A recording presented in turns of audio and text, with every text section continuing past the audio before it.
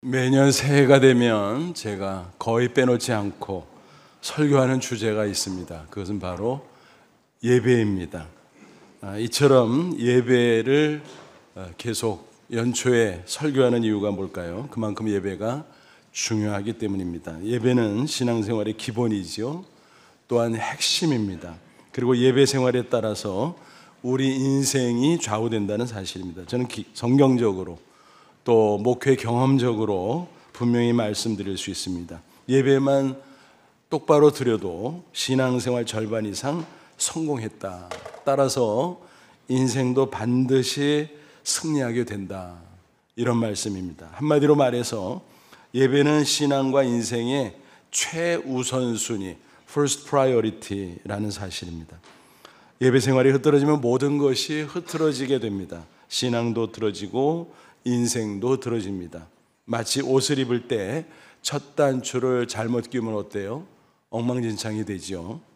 똑같은 이치입니다. 연초가 되면 누구나 뭔가 새로워져야 되겠다.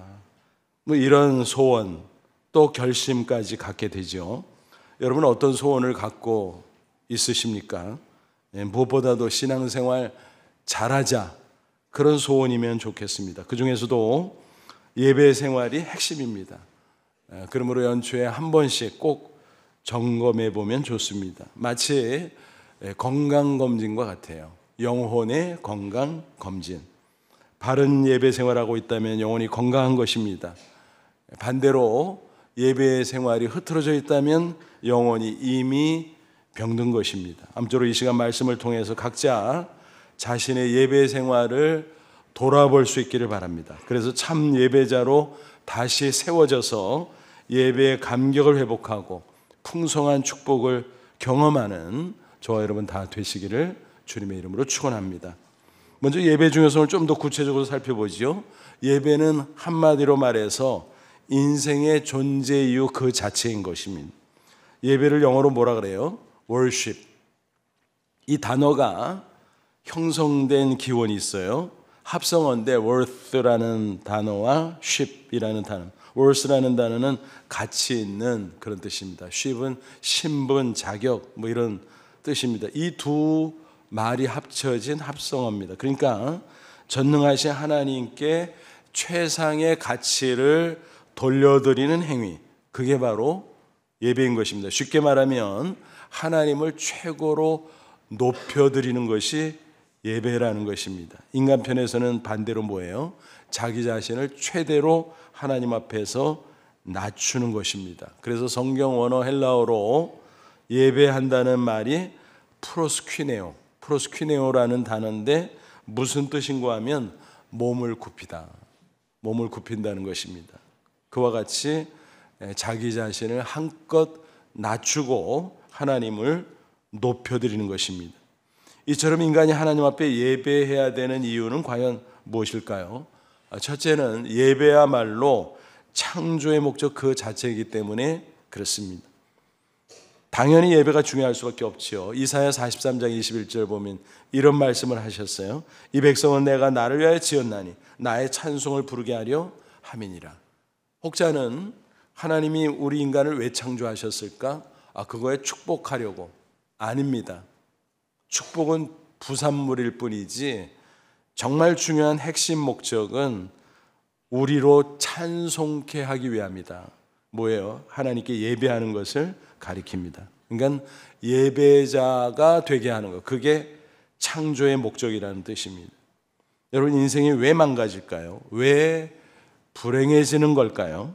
창조의 목적이 참 예배자로 살아가지 않기 때문입니다. 내 마음대로, 내 멋대로, 내 영광을 위하여 내 잘난 맛에 살아가면 자기가 열심히 자기 마음대로 살아가니까 잘 될 것 같죠. 그런데 전혀 그렇지 않습니다. 마치 이와 같은 거예요.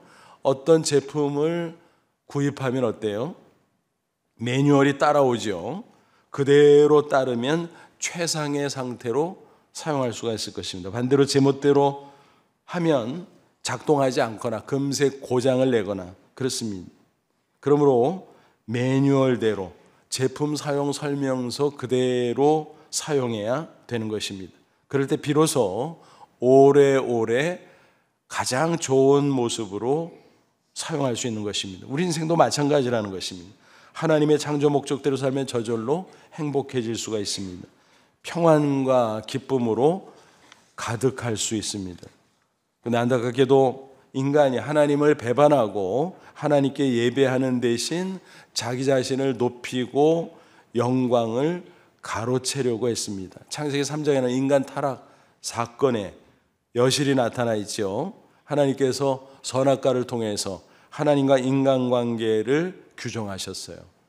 하나님의 말씀에 순종하고 하나님을 경외하고 하나님을 예배하는 자가 되라는 말씀이었습니다. 그런데 사탄이 유혹을 했죠. 여자에게.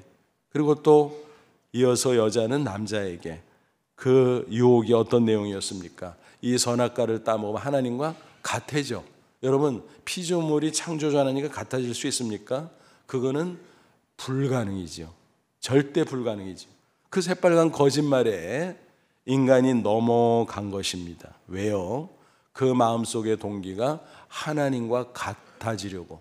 그 말은 달리 말하면 하나님께 예배하는 것을 거부한 것입니다. 여기서 모든 비극이 비롯됐습니다. 그러니까 예배자의 위치를 벗어났다라는 것입니다. 그래서 생명과 축복의 길 대신에 사망과 저주의 길을 가게 됐다라는 것입니다. 이렇게 비참해진 인간, 다행히 하나님께서 구원하세요. 그 목적 역시 예배라는 사실입니다. 하나님은 비극 가운데 빠진 인간을 불쌍히 여기시고 그래서 예수님을 구주로 보내주셨어요. 예수님이 이 땅에 오셔서 십자가를 치심 그리고 부활하신 것, 우리 인간의 죄를 담당해 준 것입니다. 그래서 영원한 사망에서 구원해 주기 위함입니다. 그 목적이 바로 예배자로 회복시키기 위함이다라는 것입니다. 그러니까 창조의 목적도 예배, 구원의 목적도 예배네 맞습니다. 그래서 바울은 에베소 1장 5절 6절 증거합니다. 그 기쁘신 뜻대로 우리를 예정하사 예수 그리스도로 말미암아 자기 아들들 자녀가 되게 하셨으니 이는 그 사랑하신 자 예수 안에서 우리에게 거저 주시는 바 그 은혜의 영광을 찬미하게 하려는 것이다. 그래서 예수 그리스도를 통해서 구원하신 그 놀라운 은혜, 그 영광을 찬미하도록 구원했다라는 거지요. 그러니까 뭐예요? 영광을 찬미한다는 그게 예배지요. 아, 그렇구나. 우리를 구원하신 목적도 우리를 예배자로 세우기 위함이구나 하는 걸 알 수 있죠. 그러므로 구원받은 성도는 예배를 최우선순위로 삼아야 하는 것입니다. 이 세상 살 동안은 물론이고 장차 천국에 들어간 이후에도 예배는 영원하고 예배가 가장 중요한 것입니다. 계시록 곳곳에 나옵니다만 특별히 7장 9절 이하를 보면 하나님 보좌 앞에 흰옷 입은 성도들이 모여있는 장면이 기록되어 있죠. 천국에 올라 하나님 보좌 앞에 그리고 어린 양 예수 앞에 찬송과 영광을 돌려드리는 성도들의 모습, 그게 바로 예배의 광경이다라는 것입니다. 지극한 기쁨으로 예배하는 그 멋진 모습, 그것이 영원 무궁할 것이다. 성경은 그렇게 증거하고 있습니다.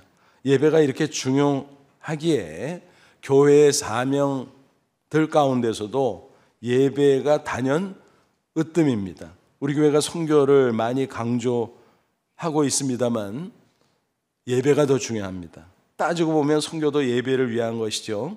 하나님을 모르는 채 우상에 예배하는 자들에게 복음을 전해서 그들로 예수님을 통해서 하나님을 알고 하나님께 예배하도록 하는 활동이 바로 선교 아니겠습니까? 아, 그렇구나. 선교의 궁극적 목적도 예배네. 맞습니다. 미국의 유명한 존 파이버 목사, 그는 평소에 선교를 굉장히 강조하는 분입니다. 그럼에도 불구하고 그는 이렇게 말했습니다. 선교는 교회의 궁극적인 목표가 아니다. 예배가 그 목표다. 예배가 없기 때문에 선교가 필요한 것이다. 궁극적인 목표는 선교가 아니라 예배다. 그렇습니다. 선교는 예배가 없는 곳에 예배가 있게 하는 것입니다.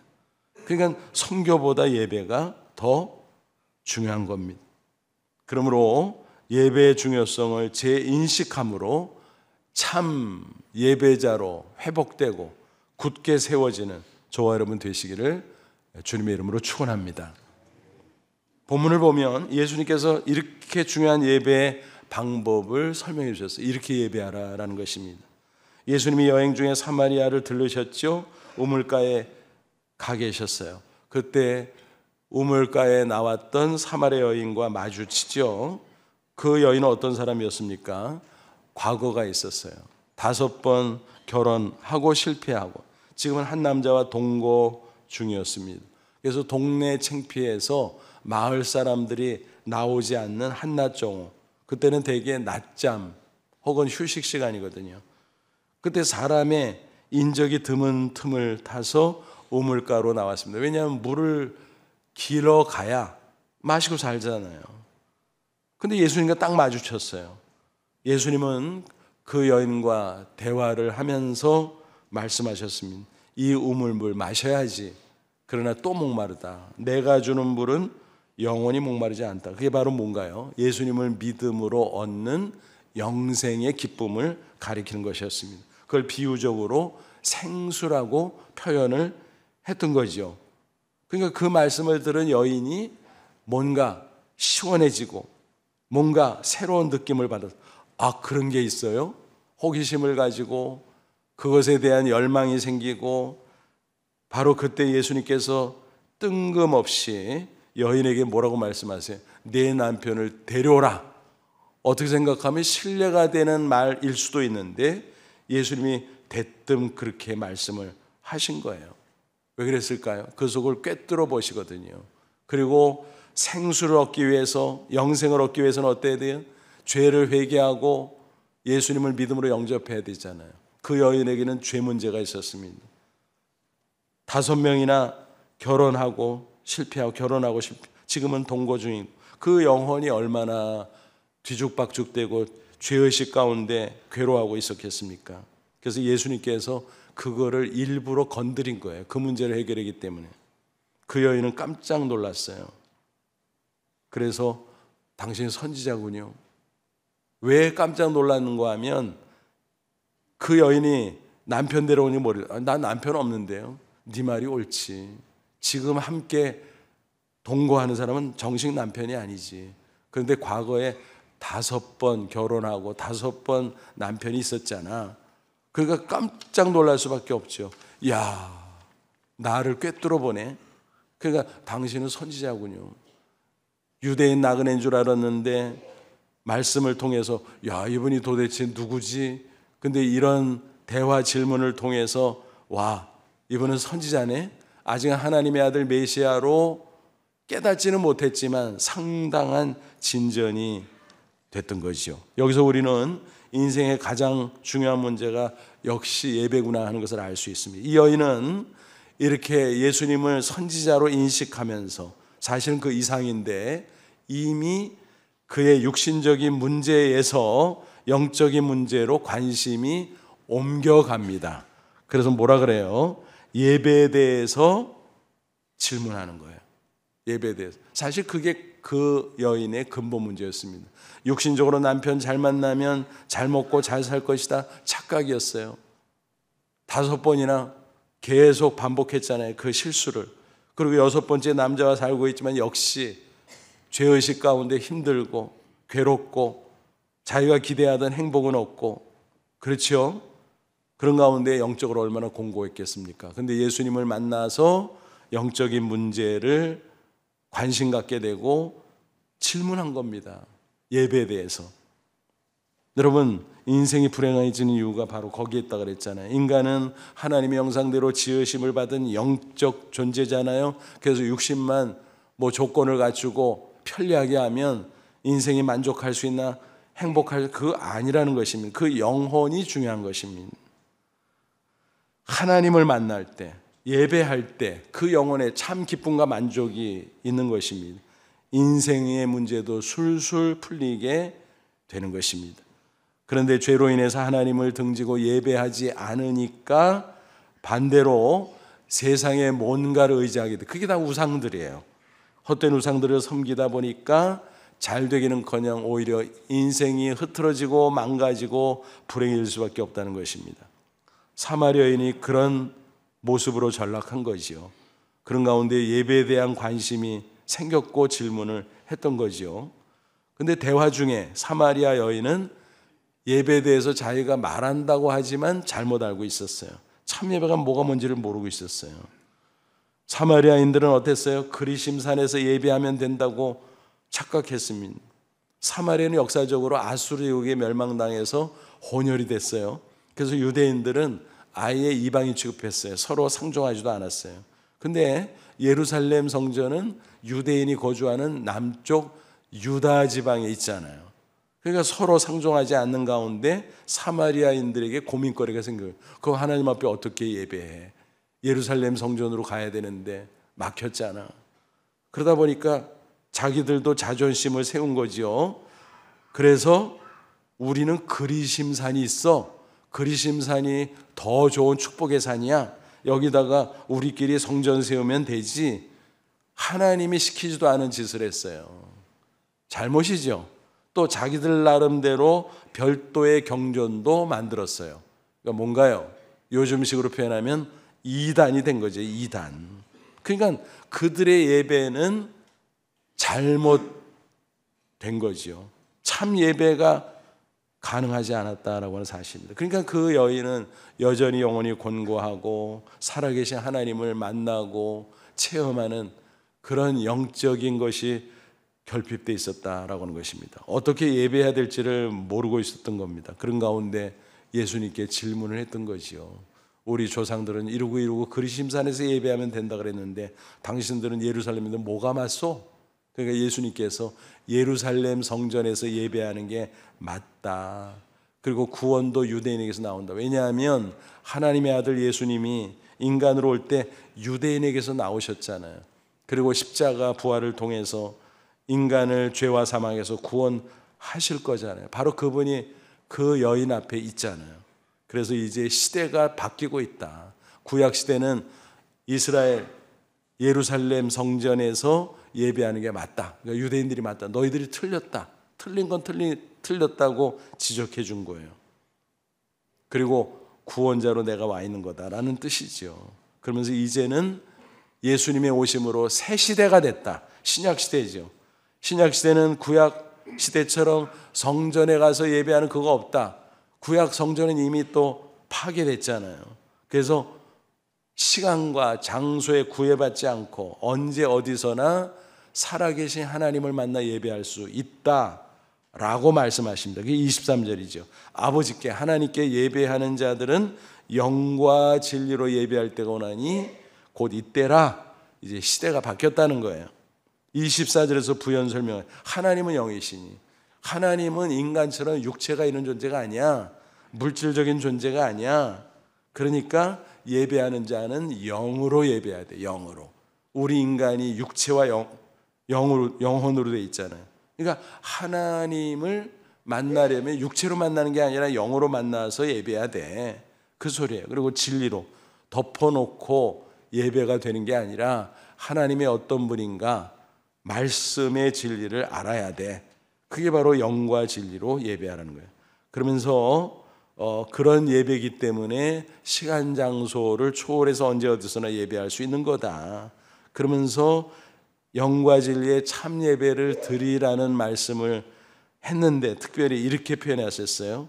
23절 하반절 보면 아버지께서는 하나님께서는 자기에게 이렇게 뭐예요? 영과 진리로 참 예배하는 거죠. 예배하는 자들은 뭐예요? 찾으시느니라.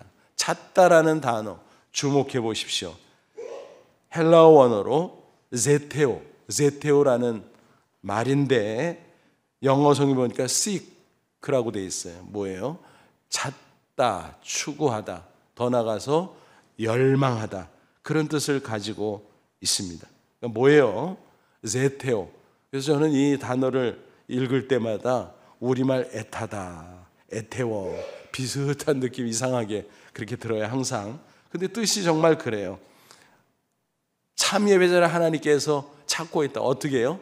애타게 찾고 있다. 어떤 뉘앙스가 있습니까? 세상에 참 예배자가 흔치 않다라는 것입니다. 불신자 말할 것도 없죠. 예배 실패자지요. 하나님 대신 우상 세상을 섬기니까. 근데 교회 다니는 신자라고 다 참 예배자인가? 그러지 않을 수도 있다라는 거예요. 자주 예배를 드린다고 할지 모르지만 부지불식간에 예배에 실패하고 있다는 겁니다. 그러므로 참 예배자가 되려면 항상 스스로를 점검해야 됩니다. 내가 바른 예배를 드리고 있는가?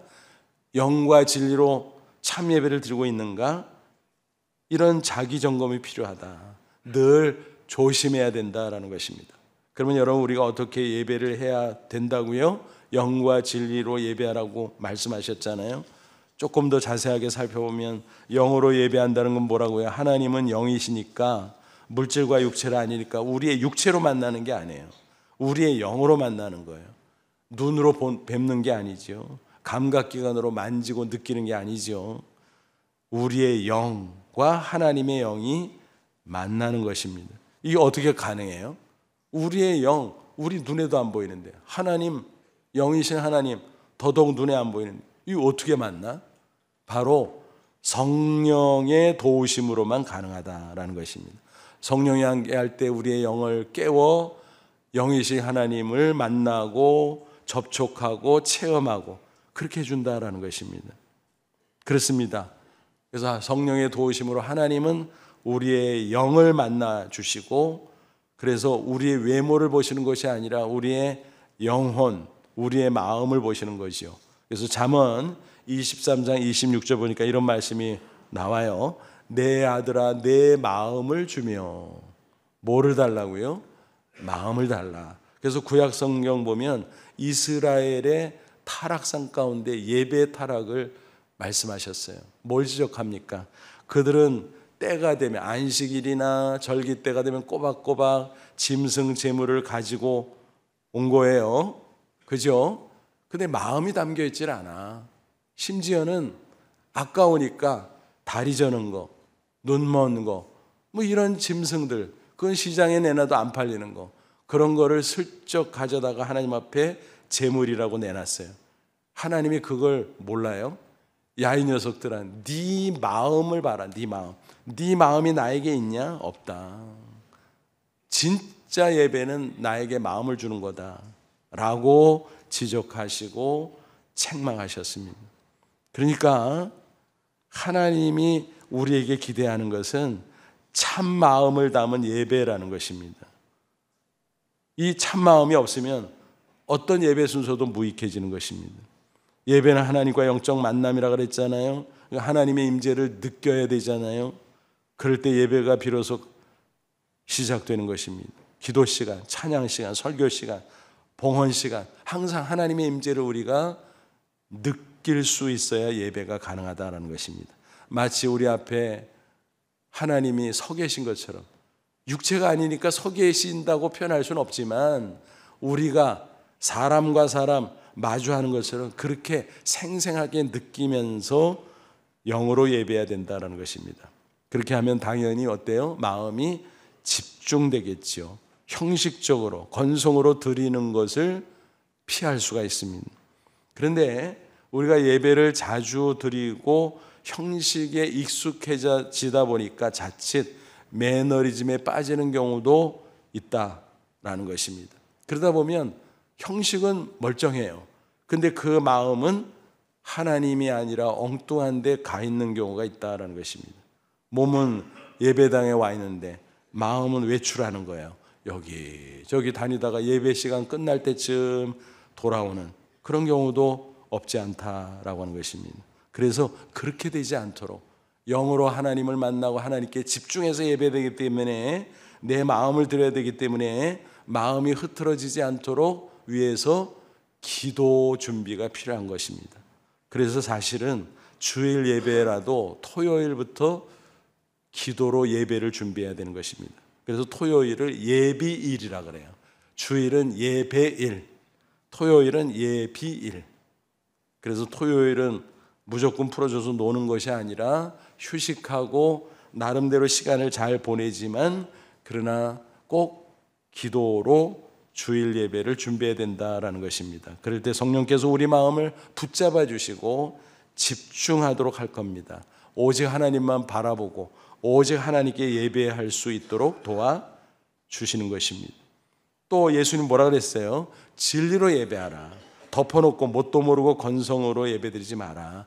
알고 드려라. 하나님이 어떤 분인가? 또 예수님을 통해서 하나님을 정확하게 만나고 그렇게 예배드려요. 그게 진리로 예배하라는 것입니다.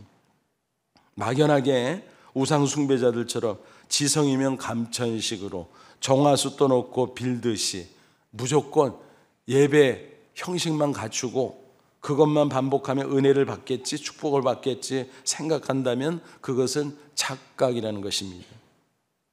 진리는 뭡니까? 하나님의 말씀이지요.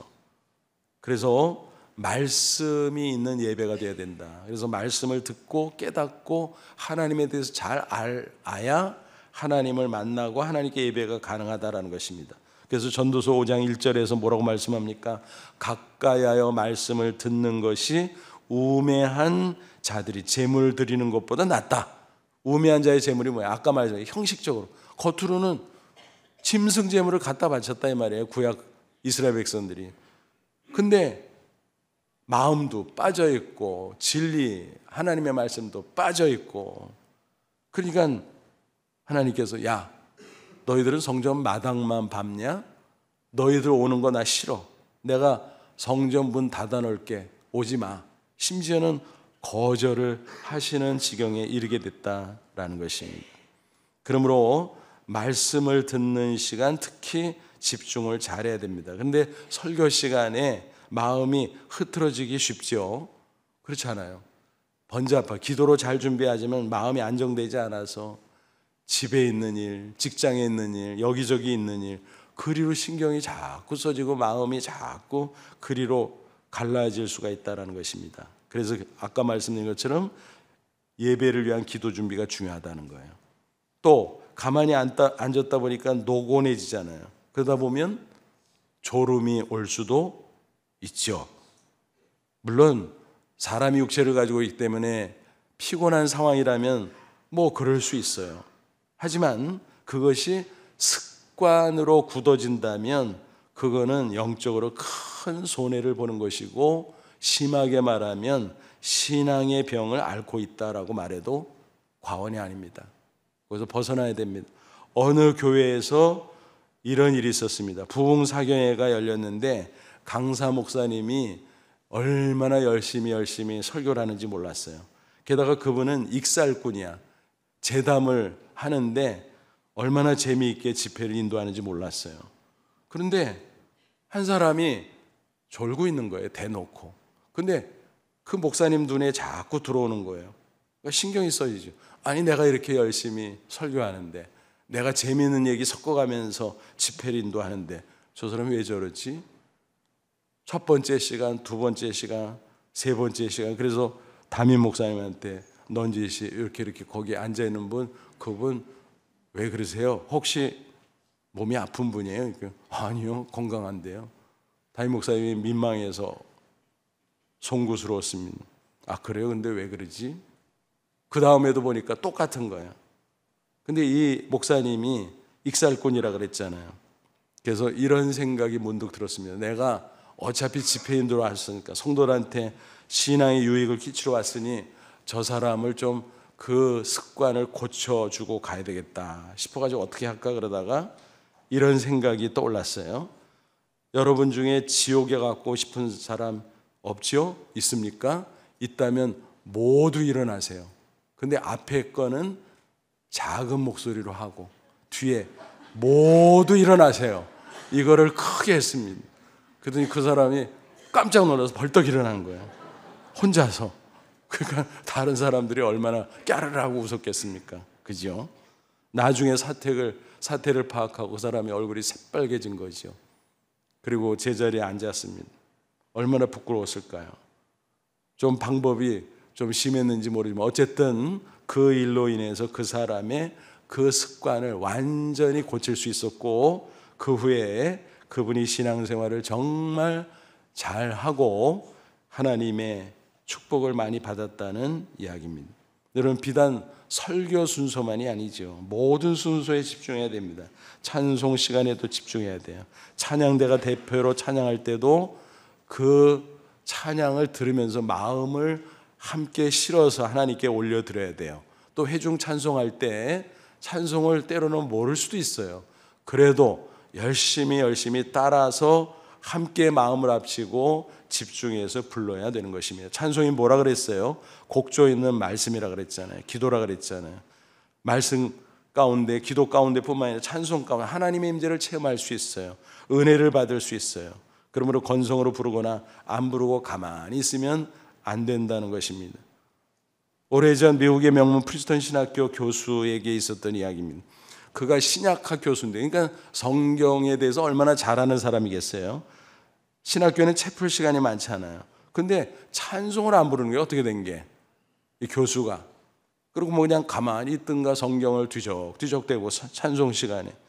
그래서 뭐 주변에서 수군거리죠. 학생들은 아예 저분은 왜 저래? 찬송 못 부르나? 그래서 별명을 붙여줬어요. 찬송음치. 근데 어느 날 희한한 일이 벌어졌어요. 그분이 찬송을 큰 소리로 부르는 거예요. 그래서 수근수근 떠대는 거예요.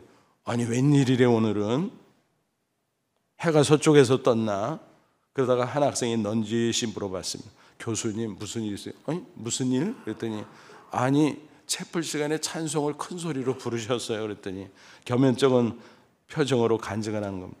밤에 꿈을 꿨다는 것이며 천국문에 이르러 노크를 하니까 베드로가 나왔는데 누구시오? 물어서 내 이름은 누구고 어려서부터 교회를 잘 다녔고 신학교 교수를 하다가 왔습니다. 그렇게 당당하게 소개를 했더니 베드로가 그래요? 봅시다 하고 무슨 장부 같은 것들을 뒤적뒤적 살펴보더니 이렇게 말하더라는 겁니다. 공부는 많이 해서 아는 거는 많으시구만. 그런데 찬미의 제사를 올린 기록이 없네.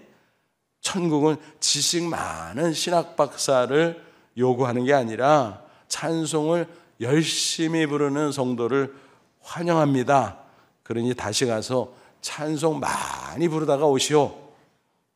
그러면서 돌려보내는 천국문이 꽝 하고 닫혀서 깜짝 놀라서 깨어보니까 꿈이더라는 겁니다. 자기 자신을 돌아보니까 내가 신학교 교수라고 신학과 성경을 많이 안다고 교만해가지고 채플 시간에 다리 꼬고 앉았고 찬송 남은 부르든 말든 성경책이나 뒤적이고 있고 딴 생각이나 하고 내가 예배자가 아니었구나. 내가 하나님 앞에 회개해야 되겠구나. 그래서 회개했다는 것입니다. 여러분 그렇습니다. 학박사 아냐 교수 아냐 신앙 연조가 수십 년 되고 별의별 타이틀이 있어도 한 사람의 성도예요. 한 사람의 예배자예요. 거기서 벗어나면 안 되는 것입니다. 예배 시간을 비유하면 비가 오는 우기예요. 우기에 비가 쏴 쏟아지면 나무가 비를 맞고 우쩍 자라잖아요. 근데 예배 시간을 허탕치면 뭐예요? 우기가 아니라 건기야, 건기. 그러니까 그 영혼이 메마를 수밖에 없는 거지요. 부디 영과 진리로 성령과 말씀의 도우심을 의지하면서 하나님을 만나고 예배하시 바랍니다. 하나님이 애타게 찾는 그 예배자, 바로 저와 여러분 되시기를 축원합니다. 이렇게 참 예배자가 된 하나님께서 놀라운 은혜와 축복을 부어주세요. 예배는 당연히 우리가 해야 될 피조물로서 구원받은 성도로서 의무지만 하나님께서 기뻐하시고 우리에게 놀라운 은혜와 축복을 부어주신다는 사실입니다. 이런 책이 있었지요. 칭찬은 고래도 춤추게 한다. 그 말을 사용하면 이렇게 표현할 수 있어요. 예배는 하나님을 춤추게 한다. 하나님이 기뻐한다는 거예요. 참 예배자는. 예배를 드려도 먼저 우리 영혼이 은혜를 받게 되죠. 그 은혜가 우리 인생 전반으로 흘러넘치게 됩니다. 그게 축복이죠. 예배는 우리를 축복하되 영육간에 승리를 가져다 줍니다. 사무엘상 2장 30절 나를 존중히 여기는 자를 내가 존중히 여기고 나를 멸시하는 자를 내가 경멸하리라. 여러분 하나님을 존중하는 게 예배잖아요. 그런 사람은 하나님이 존중하면 놀라운 은혜와 축복이 주어지는 것은 당연지사죠. 반대로 하나님을 멸시하는 자가 뭐예요? 예배 실패자. 그 하나님 멸시하면 인생 끝나는 거죠. 여러분 꼭 기억하십시오. 예배에서 승리하면 인생에도 승리하는 줄로 믿습니다. 반대로 예배에서 실패하면 인생도 실패한다는 사실입니다. 공식이에요. 공식. 요한 3서 2절 사랑하는 자의 내 영혼이 잘된 같이 내가 범사에서 강건하길 내가 강구하노라. 이거는 기도문이면서 동시에 영적인 공식, 인생의 공식이라 그랬잖아요. 어떤 사람의 영혼이 잘 돼요? 예배 승리하면. 은혜를 받으니까 영혼이 건강하고 잘 되는 거예요. 그러면 범사가 잘 되고 강건하고 하나님의 축복으로 이어지게 된다라는 것입니다. 본문에 나오는 사마리아 여인을 보십시오. 나중에 예수님이 하나님의 아들 메시아임을 깨닫게 됐잖아요. 예수님이 직접 확인까지 해주셨잖아요. 너무 기뻤어요. 물동이를 던져두고 마을로 갑니다. 피해 다녔던 마을 사람들 오히려 찾아가서 전도했지요. 그들도 예수님에게 나와 예수 믿고 구원받는 놀라운 역사가 있었습니다. 그동안 그렇게 육신을 위해서 살아서 아무런 행복도 느끼지 못했지만 예수님을 통해서 진리를 깨닫고 참 예배자로 거듭나니까 그는 너무너무 기뻤어요. 그 후에 어떻게 됐을까? 성경은 거기서 끝나기 때문에 궁금하지만 상상할 수밖에 없어요. 그래서 가끔 그럴 때가 있어요. 아유, 좀 후편 좀 있으면 좋겠다. 사마리아 여인 후편. 근데 성경은 나오지 않습니다. 그래서 충분히 상상할 수 있잖아요. 그 인생이 완전히 달라졌을 거예요. 축복의 사람이 됐을 거예요. 그렇습니다. 영원히 기쁨으로 충만해지면 하는 일도 술술 풀립니다. 대인관계도 좋아지고 일의 능률도 좋아지고 무엇보다 하나님이 도와주세요, 함께 하세요, 능력의 역사가 나타나요. 고난이 닥치더라도 결국은 당당하게 극복하고 더 큰 축복으로 나아갈 수 있는 것입니다. 한 번은 일산에 있는 모 교회 새벽 예배 설교 요청을 받고 갔어요. 거기는 새벽 집회를 하더라고요. 근데 찬양 인도자가 알고 보니까 장로님이야. 어휴, 이 교회는 특이하네. 보통 젊은 교육자나 찬양 사역자가 하는데 장로님? 50세가 간 넘은 분인데 나이에 비해서 더 젊어 보이는 분이기는 했습니다. 이제 집회 끝나고 담임 목사님, 저 그리고 그 장로님 셋이서 아침 식사를 하게 됐어요. 그러면서 이런저런 대화를 하다가 그분의 간증을 들었는데 그분이 찬양 인도자가 된 사연이 이랬습니다. 청년 시절 너무 찬양을 하고 싶었다는 겁니다. 근데 목소리는 큰데 음정을 잘 맞추지를 못해. 그래서 찬양팀에 끼워달라고 해서 끼워주면은 실수가 빈발해서 쫓겨나가고, 그래도 계속 절치부심하면서 연습하고 기도하는. 그런데 하나님께서 찬양의 은사를 주셨어요. 그래서 노래를 잘 부르고 찬양 인도자가 되었다라는 것입니다. 그래서 지방의 도시에서 제법 큰 교회 찬양 인도자로 10년 봉사를 했는데 서울로 이주하게 됐다는 것입니다. 상당 기간 주말마다 내려가서 찬양 인도자로 봉사하고 예배하고 올라왔는데 도저히 여건이 안 돼서 서울로 이주하다가 이제 교회를 찾았고 그 교회에 출석하게 됐다는 것입니다. 역시 찬양팀에 끼워주세요. 그래서 싱어로 활동하다 보니까 이분이 리더급이네. 그래서 찬양 인도자가 되었고 열심히 봉사하는 가운데 성도들의 인정, 하나님의 인정을 받고 장로가 됐다라는 것입니다. 그러면서 그분이 그런 말을 하더라고요. 제가요, 찬양으로 축복받은 거 간증은 2시간도 할 수 있어요. 고난도 많았지만 예배자로 찬양하면서 어마어마한 축복을 받았다는 거예요. 사업을 하는데 얼마나 잘 되는지. 그날도 아침 식사하고 부지런히 가시더라고요. 그 목사님이 그래요. 아유, 저 장로님 지금 드론 회사, 요즘 드론이 뜨잖아요. 드론 회사 M&A 하러 가는 거예요 지금. 그러더라고요. 여러분, 참 예배자를 하나님께서 이렇게 기뻐하는 줄로 믿습니다. 새해를 시작하면서 무엇보다 예배 생활 꼭 점검해 볼 수 있기를 바랍니다. 나는 예배를 정말 최우선순위로 여기고 있는가? 주일 빼먹지 않고 잘 지키고 있는가? 영과 진리로 예배하는가? 예배 가운데 살아계신 하나님의 임재를 체험하고 있는가? 예배 감격과 기쁨이 있는가? 이 질문에 모두 예라고 대답할 수 있기를 바랍니다. 하나님은 지금도 참 예배자를 애타게 찾고 계십니다. 그만큼 참 예배자가 되는 게 쉽지 않다는 것입니다. 아무쪼록 참 예배자가 되어 하나님을 기쁘시게 해드리고 영혼이 잘 되고 범사가 잘 되고 강건한 삶으로 승리의 인생 사시기를 주님의 이름으로 축원합니다. 기도하겠습니다. 이 말씀 붙잡고 기도하자. 하나님, 그렇습니다. 우리를 창조하신 목적도 구원하신 목적도 예배인데 우리가 참 예배자가 되길 원합니다. 번번이 예배 실패자가 되지 않도록 성령 충만하게 하시고 말씀 충만하게 하시고 집중해서 마음을 드리고 정성을 드리고 최선을 다해 참 예배자로 살아가는 저희들, 그래서 하나님을 기쁘시게 하고 하나님의 은혜가 흘러넘쳐 그것이 삶의 축복으로 이어지게 하옵소서. 우리 다 같이 간절한 마음으로 잠시 기도합니다. 하나님 아버지 은혜와 사랑을 진심으로 감사합니다. 이 시간 주의 말씀으로 격려하시고 깨우쳐 주심을 감사합니다. 예배자로 우리를 창조하시고 구원했사오니 참 예배자가 되기를 원합니다. 우리의 영을 깨워주옵소서. 성령 충만하게 하옵소서. 원리로 진리로 깨닫게 하옵소서. 그래서 영과 진리로 또 성령과 말씀으로 참 예배 드리는 저희들이 될 수 있도록, 그래서 은혜를 체험하고 하나님의 축복을 경험하는 진정한 승리의 인생 될 수 있도록 역사해 주시옵소서. 예수님의 이름으로 기도합나이다. 아멘.